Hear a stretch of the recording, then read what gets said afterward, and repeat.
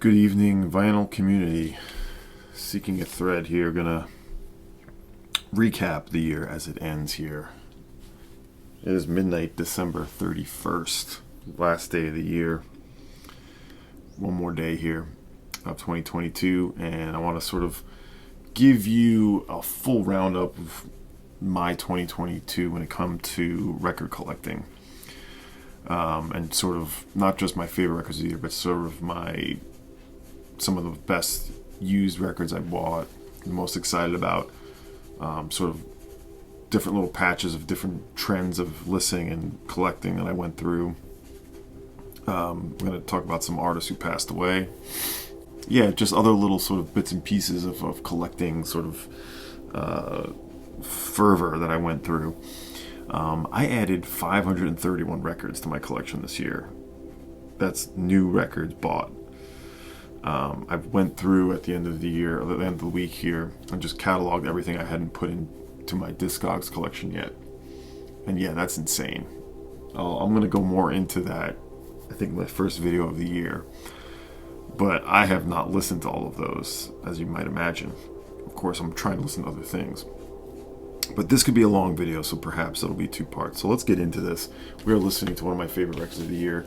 I actually didn't put it in my list, but I should have. Few. Vertical Jamming. 2 pieces, sidelong, on the Disciples label. From 2016, originally. Sort of influenced by the Fukushima nuclear accident, she says here on the hype sticker. 2 different drone pieces. Now, Few comes from the late 70s Japan, one of the earliest Japanese punk groups, Aunt Sally. She's worked with Ryuichi Sakamoto, Hogo Shukai, Connie Plank, Jackie Liebezeit, of course, also Chris Lohas of DAF, and Eisters and Neubauten as well. So she's got a pedigree, and she's been releasing music for years. And this stuff is just 2 sidelong pieces. A little on the harsh side at times, definitely a little bit of noise ambient, but really nice. Vertical Jamming. So we're going to listen to some of that. Let me throw this over here. And let's get into it. So, obviously this year I have to talk about the record that my band released, Material Objects. I won't talk about it. I want to highlight the fact that, yes, I have copies of this still. Also, I do still have t-shirts. If anyone is interested, I'll link to the Bandcamp below. Only a few of these left. But the reason why I bring it up, other than recapping the year, is we just had a film student from IC work with a small crew, Ben Rymer, who put together like an 8.5-minute documentary about us. It was a film project for them, but it was really well done. It talks about our history, sort of like, how we started. It shows us performing at an art space in November, and some really great footage of us, in the record store and everything. I'll link to that below. Check it out. I'm pretty happy with what they did. You never expect to see things with these film projects that happen, but excellent, real well done. I'll link to that. Also, probably by the time you hear this or see this, a new piece of press will come out. Tone Scott, who writes for Goldmine, included us in a review, yeah, I need to link to that below. I really appreciate Tone, the review, and as I'm saying this right now, I haven't actually read it yet, but I know by the time you see this, it's out yet. So I'm assuming it's good.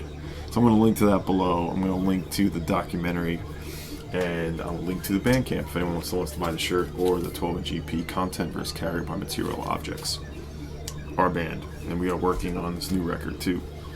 So I have a huge pile of stuff. I'm going to kind of go through them quickly because it's recapping things I've shown mostly. Trends, label focus, label of the year for me, and some of my records of the year. One of the trends for me was getting into sort of real headspace music. Last year was Natural Information Society was huge. This year it was Woo. And I'm going to do a whole feature video on Woo, so I won't talk too much about this. This is the most recent one I got, A La Luna.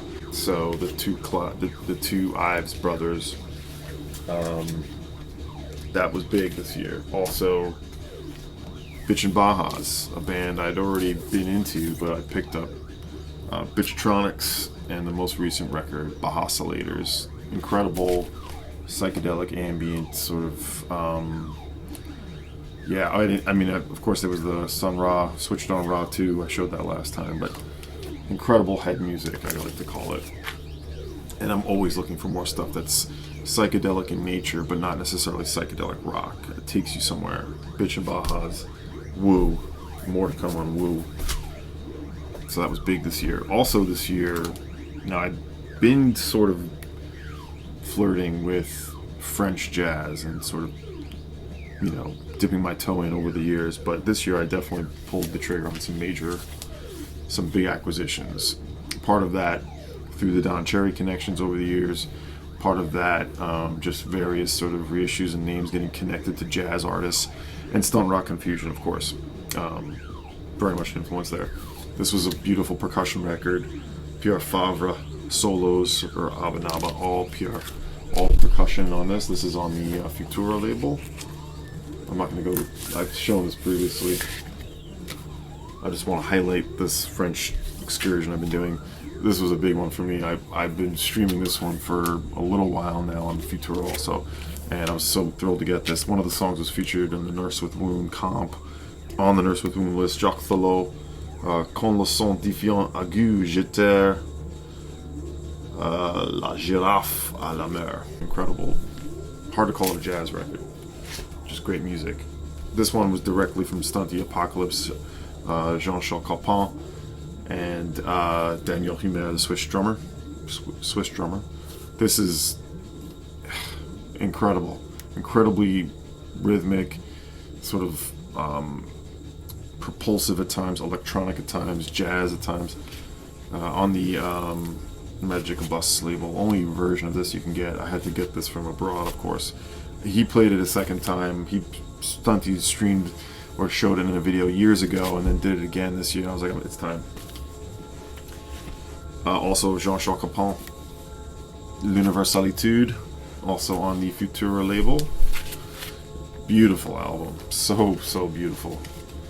Such restraint and beauty on the Sarava. I've said beautiful a few times, but this one more in the jazz vein of sorts, but Spacious always comes to mind with some of this music. And I haven't shown these reissues yet. I've only just barely played them. But the Gilson Massacre de Printemps, the Sauf le Contenu reissue. So I'm still working my way to this one, and I've played pieces of Watch Devil Go, the Jacques Thelot again reissue. I haven't really even shown these yet, so. And this one was a big one. This one's more of a free jazz record, but Alors, Michel Portal, John Sermon, Bar Phillips, D. Martin, Jean-Pierre Douet on Futura again. I'm still trying to track down other Futuras and some stuff on Palm. Maybe I'll have those next year. Another big one is I'm a huge Can fan, and I had previously sort of ignored the late Can records. I'm still not so into those. Flow Motion's okay, but I love the Holger Shukai records from the late 70s, and these I picked up all this year. This one first from Angry Mom, On the Way to the Peak of Normal. They all feature Jackie Liebezit, and produced by Connie Plank, Liebezit, and Ja Wobbles on this one.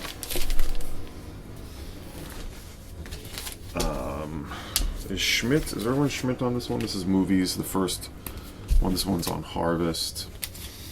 Also, the same Shukai with those same folks. I've talked about these, so I don't want to go too far into them. But Caroli's on this as well. Erwin Schmidt, and recorded at Connie's studio. So this one's really kind of a Can record in a way. And then this one's the most recent one. I got Full Circle with Ja Wobble on the Virgin label. So I'm really loving, and Few I talked about who's playing right now, the Few record from On Pass Records from 1982. I think it is. That's essentially Can backing her. I'm loving that late period, the Can members, what they were doing there. So there's more to find now, I'm sure. I have to dig in some more. This is also the year I expanded and decided I wanted to start collecting the Obscure series. I previously only had discrete music on the Obscure. This year I added 2 more. Gavin Bryars, The Sinking of the Titanic. Got this in Philly at Repo. And just recently from the Carolina Soul Auction, Harold Budd, The Pavilion of Dreams. Really nice copy. So I'm going to be looking for more of these.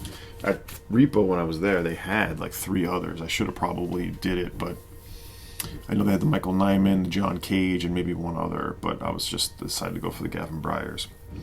So some trends, some listening trends this year for me.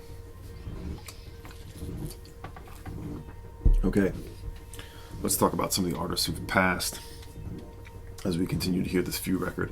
I just added this. I'll link to my Hamish Kilgore video, but I just finally decided to get the singles EP on Flying Nun.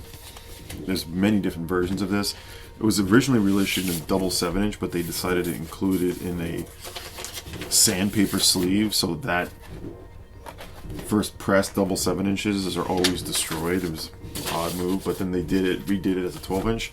There's all different sleeves with this. Now this is the 2 Kilgore brothers, David and Hamish, plus Peter Goodrich, who was in a bunch of projects. He passed away, but he did, I think, Snapper. He was in an early version of The Clean and a few other things. His solo album called Pure, Peter Goodrich, is fantastic. It's originally a tape on the Expressway label and then reissued later on vinyl for the first time maybe 10 years ago, which I have and I love it. Peter Goodrich is with the Great Unwashed, the 2 Kilgore brothers. And this is just after The Clean broke up the first time. And it's got one of my favorite songs, Born in the Wrong Time. Born in the Wrong Time on the second side. It's 5 songs on this, and that's a Peter Goodrich song, and incredible. But mainly it's the 2 Kilgores as the Great Unwashed, and this is a Flying Nun pressing from '83. And Hamish, I'll link to that video, who passed away in November, late November. We lost Pharaoh Sanders this year. I added this from Motoric 24/7 at Plastic Oddments. It's the promo of Wisdom Through Music. And I pulled out my copy of Karma to play to see if I needed to get the new Analog Productions version. I was curious how clean my copy is, and it is a beautiful copy, so I will not be getting that. I'll just pull this out. It is. I played this and it's clean, so even if the Analog Productions does sound better, I'm going to stick with this beautiful version, or beautiful record, Karma. I guess it's his second album as a band leader. But those are the 2 Pharaoh Sanders I added this year, I think. I don't think there was any others. I'm still looking for a couple, of course. Mimi Parker, we lost her. I did a segment on my radio show, Searching for a Thread, which, if you didn't know, I'll link to that as well. I do that every Wednesday at 5 o'clock here, Eastern Time. All the episodes are streaming on Mixcloud and podcasting, but I did do a segment about her. These are my 2 favorite Low records. Really, I really do prefer the earliest stuff the most, but I do quite like all the Cranky records, and I really liked Hey Now, right? Hey what? Hey Now, the last record. I've shown this before, Long Division, probably my favorite. It's got that arresting song Shame with Mimi singing lead vocals on. This is on the Genius label from '95, or Vernon Yard. And then The Curtain Hits the Cast, the double LP, also on Vernon Yard. There's still a few more I need. I don't have I Could Live in Hope. Only was done as a plain reissue. That didn't come out originally at the time. But Mimi Parker, what a voice, what an artist, what a musician, what a band. Always were trying, for a while they were just pigeonholed as a slowcore band, and then they started doing more dynamic shifts and electronic sounds recently. Low 33, I don't think I've ever shown this. I have a good amount of it in the fish tank. Anyway, I think the year on this is around 2000. Yeah, November of 2000 recorded. So I'm not going into these records too much because this is going to be a long video. So rest in peace, Mimi Parker. I think we're doing all right though. Gal Costa. I showed the Gal record on Philips. Incredibly far out psychedelia. We lost her in November, or was it October? I also have this one, the other self-titled one. This is a 1982 reissue on Phillips. Gal Costa. And this is the first pressing of India, a wonderful album. This is from 73, I believe it is. 1973, India by Gal Costa. So that was the first side of Few. We're going to get into another favorite record of the year. Oh, surprise. An addendum. A few things I wanted to add in as you're watching this. This is the next day. I'm outside. It's like 50 degrees here. It was sub-freezing last week. Now I'm sitting outside with no jacket on. Anyway, I can't believe I didn't mention Wilco, Cruel Country. This was one of my most played records of the year. I didn't grab it, and I didn't even include it in my top 15 in music because it wasn't on vinyl, and that's how I sort of came up with the list. This will be out in February, but this was a top 5 Wilco record for sure. This was the promo, sort of early pre-release edition that they put out on Record Store that I bought. So I had to mention this. An incredible return from Wilco after a pretty disappointing last record to me. So a double album. Looking forward to getting this on vinyl. I also didn't mention Klaus Schulze, who passed away. Played drums on the first Ashra Temple. Now I used to have an archival Klaus Schulze record, but I sold it. It was pretty good. And I don't have any solo records, but I have a few things with him on it. Most notably, I should have mentioned that, talking about Goshing, Manuel Goshing, Klaus Schulze playing drums and percussion on this. I wanted to mention a few other new releases that I just felt like I had to. So, Cola, Deep in View on Fire Talk. Debut album, members from Aut, the Canadian sort of post-punk band. This one's sort of a little more like a Parquet Courts, a little more pop-based. But this one sunk in quite heavily. Really grew on me with repeated listens. So this is called Deep in View by Cola. I can't believe I didn't mention my favorite new record of the year, although this is technically an archival, but whatever, I threw in as new because she's sort of new to me. Not brand new, because I check out New Zealand music quite a bit. Maxine Funk, Pieces of Driftwood on the Disciples label it is. Yep. All sort of singles and sort of out of print, 7 inches and things like that. An incredibly beautiful album. Props to Stunty and Michael for making me aware of this coming out. I would have probably checked it out, I think, but I don't know that I would have quite got it if not for their pre-release videos. So I absolutely love this. My number one new record of the year. This was also high on my list, the new Deerhoof record. I'm pretty much in the tank for Deerhoof, so this is called Actually You Can on the Joyful Noise label. Another stunning, sort of punchy, unexpected, hooky, and just powerful record from the great Deerhoof, one of the most underrated bands in my opinion. And I also wanted to mention the repress of Robert Turman's Flux, 1981, originally a cassette. This was reissued as on vinyl like a while ago now, 8 or 10 years ago, and this got repressed, so I wanted to include this. Fantastic record for minimalism, music concrete, ambient sounds, a bit of drone, but not harsh music by any stretch. Did some stuff with Boyd Rice. Turman did Flux on the Spectrum Spools label. I mentioned them before with the Belong record, so wanted to make mention of this as well as just to appreciate a New Year's Eve outside. All right, back to the video. I'm playing La Société Étrange, a French dub, sort of ESG-esque post-punk group, something I just took a blind chance at, and I know very little about them. There's not much history to it, but this came out this year, and it's on the Bongo Joe label. This is one of my favorite records of the year, so let's hear some of that. More artists. We lost Keith Levine. This is the only Public Image I got. Second edition, which is a version of the metal box, and the first edition, double LP. This is on the Island label. You can get this pretty cheap, US pressing.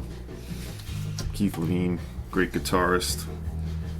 We lost this year as well. Haven't discussed Manuel Goshing yet. Now I thought I had E2 I don't have it. I knew I didn't have the original, but I figured I bought in the reissue, but I hadn't. So the only solo I have is Inventions for electric guitar, which is quite special and quite hypnotic as well. I love the guitar sort of sampling, looping that he's doing, creating, you know, ambient music really. Maybe before Eno, maybe around the same time. I think it's from '75. But this is the official reissue on Gottsching's own label that came out in 2016. And we lost Gottsching just, a few weeks ago. So, big one. He was only 70. I think I've shown the joint in and 7-Up with Timothy Leary Records. I got these originals right around the time the reissues came out from the same seller in Germany, on the Ohr label. This one is not in as quite as nice shape as the 7-Up, but good, both on the Ohr.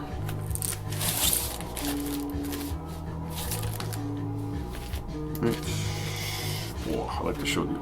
Oh no, yeah, it is on Ohr, isn't it? I know the other one is. This is the German first. Die Kashmischen, Die Korean. Screwing that up. Yeah, because I thought this was on Ohr, isn't it? Anyway, it is. I know it is. Yeah, there's the ear. Anyway, it is the first pressing. And I don't have the first pressing of the first album. I have an Italian, I believe it's an Italian first, but does not have the gimmick fold-out cover.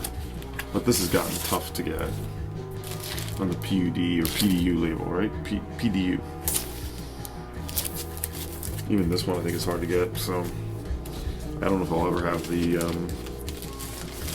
die cut. But Gottsching, what a guitarist. I mean, always pretty jammy in sort of the psychedelia and the sort of position he would take. But a real inventive guitar player at the end of the day. Astral Temple, just, heavy duty German psychedelic cosmic music, as many of you know. And I've shown this before. This was in the Psychedelic 100, the Schwungen. This is the original pressing of that. An absolutely stunning sleeve. And the last one I'll talk about is Terry Hall of the Specials. This goes back in my days when I was really into ska music in high school, and I got into two-tone. This was huge music for me, like absolutely huge, and I absolutely didn't realize how much they had really taken from Prince Buster and the Jamaican ska scene.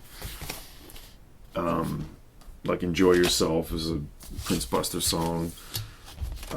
A Message to Rudy. I mean, a lot of these songs, they were really sort of copying that style, but they were doing it in, their punk way that they were. Coming out of Coventry, not much was coming out of there at the time. This is from 78? It was 1980, but they existed in 78, I'm pretty sure. Produced by Elvis Costello, the first album. And the second album, maybe even better, a little more varied, and, includes, what's the song? Whoa, that was quite the staticky pop. This has got Ghost Town on it, right? Or Ghost Town was a single, I guess. Anyway, Terry Hall. I saw Terry Hall with the reunion specials going back 15 years ago now at Terminal 5 in New York City. And it was great. He had it. He's sort of an odd dude. But this band was really, Jerry Dammers' band. He put the band together, but pretty important at the time for just being, black and white in the same band, sort of talking about equality, racial issues, in a place like England where that was a problem. So Terry Hall, rest in peace, great vocalist. I have some other special stuff, but not with Terry Hall. So yeah, that's the in memoriam section. Let's talk about the Orrin Barchi shebang. This is one of my favorite records of the year, featuring Jim O'Rourke, as well as Julia Reedy on 12-string, who had made a great record this year. I didn't pick it up, but I did like it. And BJ Cole, pedal steel, acoustic bass from Johan Berthling, Chris Abrams piano, Sam Dunschkolm bass clarinet, and Jim O'Rourke synth. And Ambarchi, the guitarist, founder of the Black Truffle label, and just appears on a lot of interesting records over the years. I don't have many, but this is on Drag City and just includes some wonderful art. If I didn't show it, I know I showed this, but I thought I even played this record in the last video. One of my albums of the year. We're an Ambarchi shebang. Love the cake on Drag City. Trademark quality. I'll show another favorite of the year. This is technically a reissue. It came out in 2004 originally. Belong, October Language. I've been looking for this, and it got reissued and repressed by the Spectrum Spools label. A wonderful sort of Fenez-esque,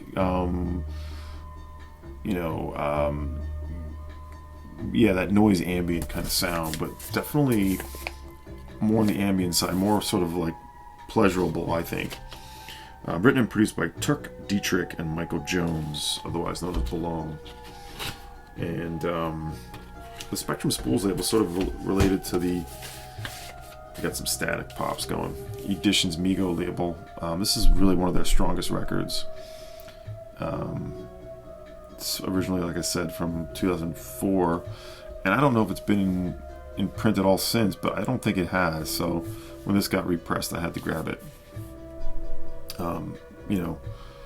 It's that sound of psychedelia and ambient, but sort of slightly on the harsh side, but nothing too bad. Like at the end of the day, it's a meditative feel. So Belong. I also have a 12-inch single, Belong, on the Table of the Elements in the series. It's back here somewhere. I can't pull it up, but October Language by Belong. All right, my label of the year, and I'm gonna maybe seek out some of their other records, but I think this is everything they released. It's I think it's everything they released this year. I'll have to double check that, but Freedom to Spend, the original label that reissued Neighborhoods by Ernest Hood, and they've since repressed this, and they repressed it because they put out an archival record, Back to the Woodlands. I haven't shown this yet. There's Hood, who ended up being wheelchair bound after an accident. This is such wondrous music. So, that static is killing me. Just heartwarming. He likes to use bits and pieces of field recordings, things that he happened upon in his town. He's from Oregon. He's not with us anymore, but this is a whole other album of unreleased music. The Neighborhoods came out originally privately, and this was out this year from Freedom to Spend. And I think this is like just thinking Green, who did the Green variant of this. But, he uses a lot of stringed instruments and synthesizers to sort of create an atmosphere, and it feels very natural and warm, and it just feels nostalgic to hear this music. Ernest Hood, I hear he's playing, I guess it's a form of a zither, right? But this Freedom to Spend label has been killing it for me this year, and I'll highlight the other two records that came out. I think these are the only other two they did, and I'm just quick to snap them both up. I have shown them. Sherry Knight, American Rituals, an artist sort of out of the DIY Olympia, Washington scene, the KAOS, all of the different artists that were making music and compiled on a few different records. She made this record. Well, she didn't make this record. This is all music that didn't come out, or it was from different sort of releases in different places, and Freedom to Spend compiled it. And so here we have it.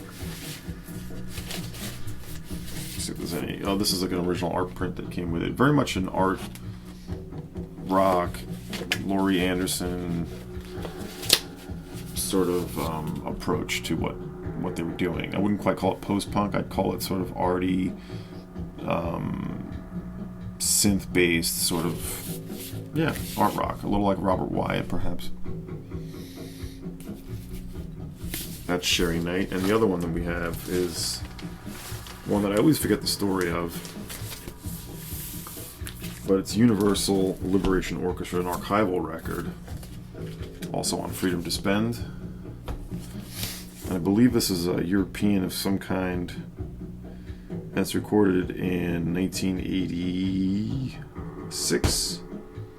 Jazz for New Age. It's kind of a jazz record in a sense, but sort of a bit of a ethnographic feel to it. This one came out earlier in the year, so you have to forgive me. Here's a little insert. Yeah, it's really a amalgamation of different musics. 1987 on the Freedom to Spend label. Great label. I'll be looking for future releases and may even start to find some old ones.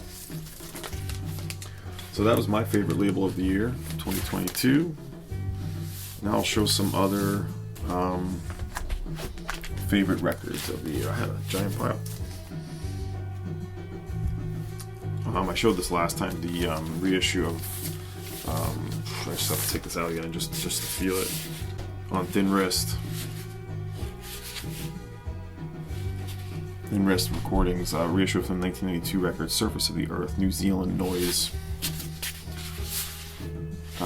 But Drone record with one of the most beautiful sleeves I've ever seen. I talked about this one last time, so I'll just show that quickly.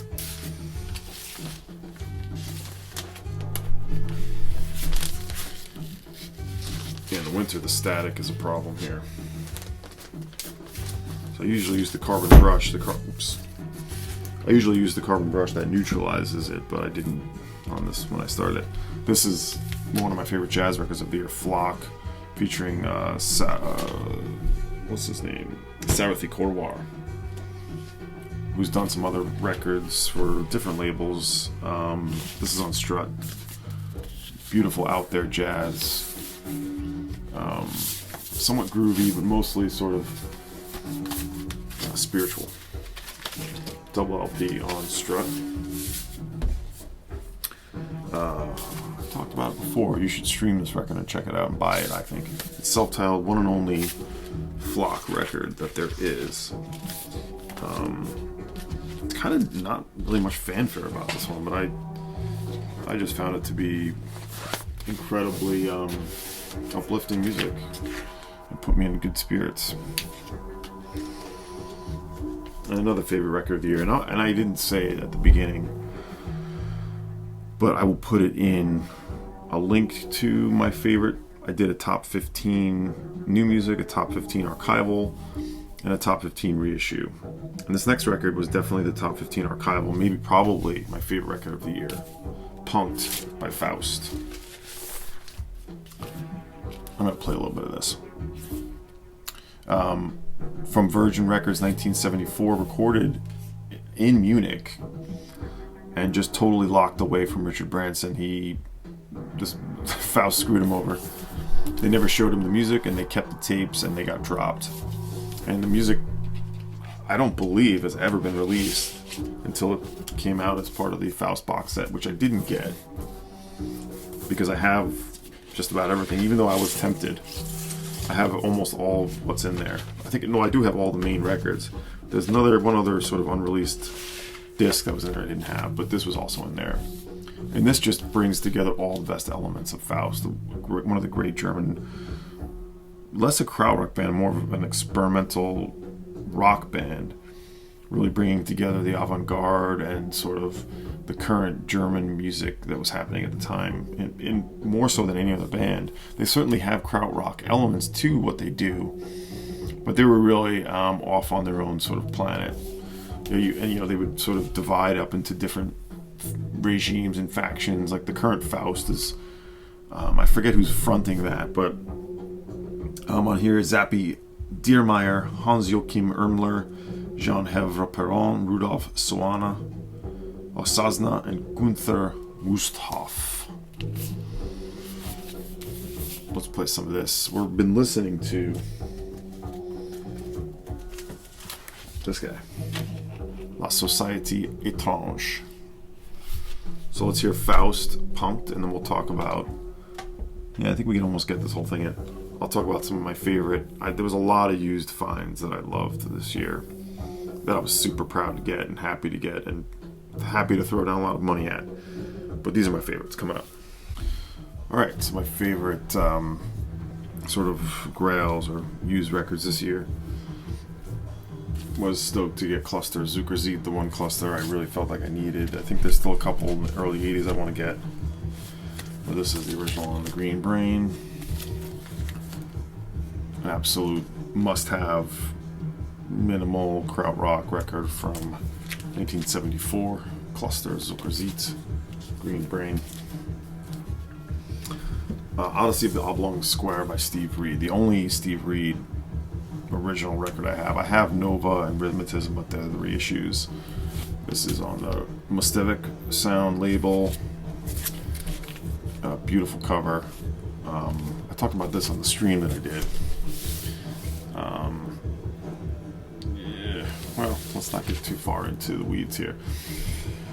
Steve Reed drums, Ahmad Abdullah trumpet percussion, Mohammed Abdullah congas, bellophone, Arthur Blythe, Charles Tyler, David Workman. David Workman appears with a bunch of different records with Steve Reed. Great one. This was probably the big one of the year. When I first heard this, I knew I had to have it. An absolute tour de force of...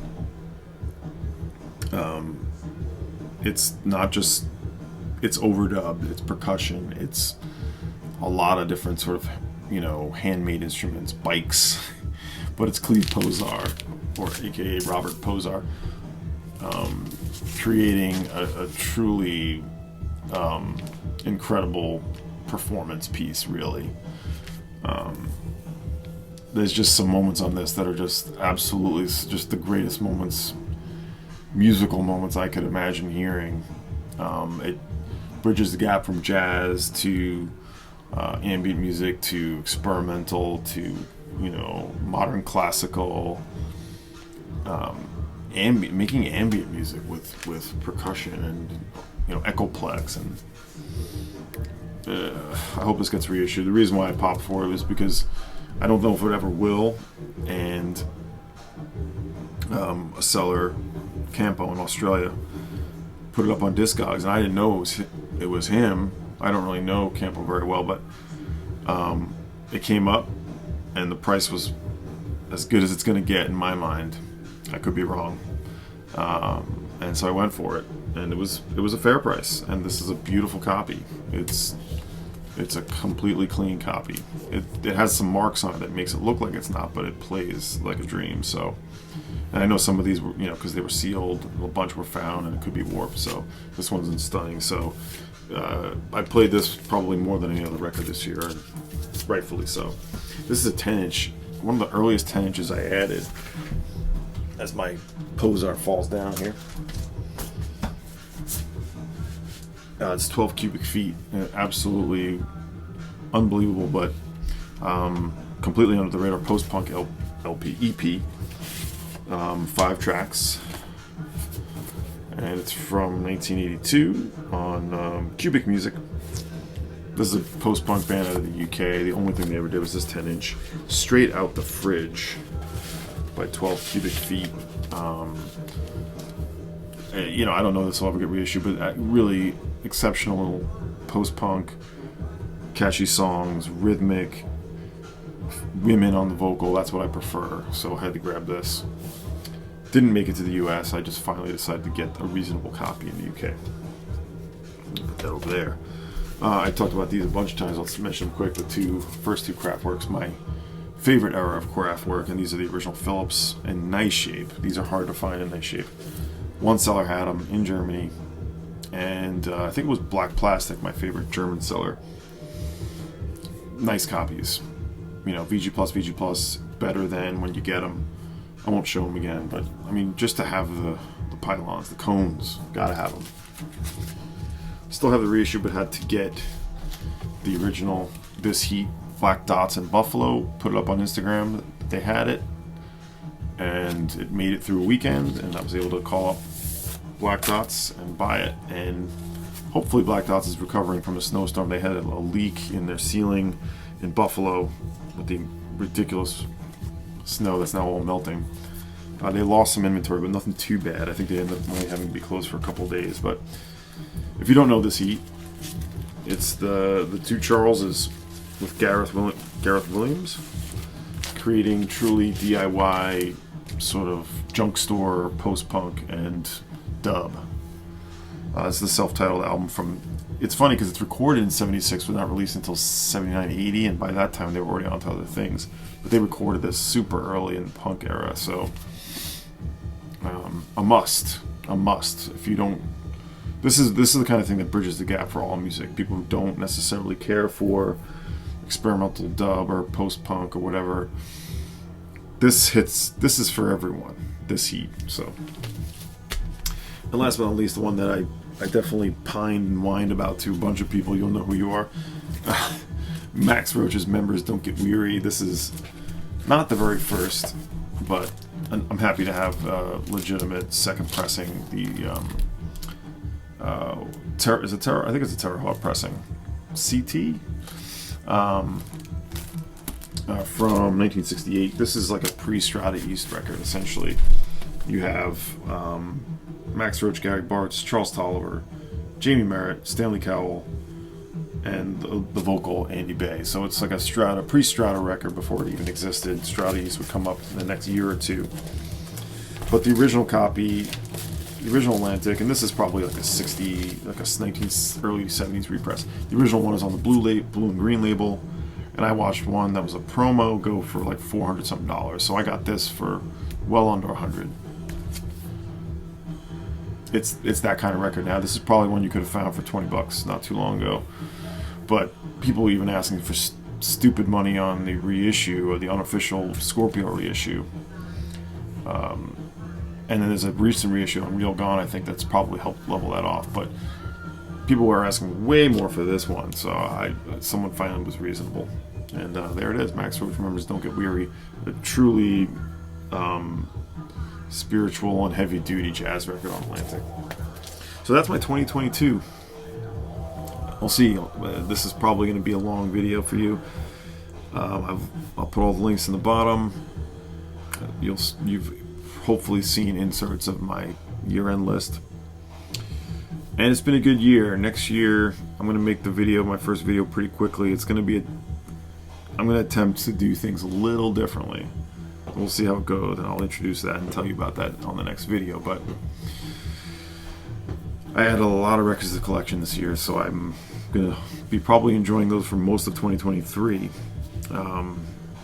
Yeah, so anyway, I hope everyone's great, and hope everyone's having a wonderful New Year's Eve, wonderful New Year's Day, whenever you see this.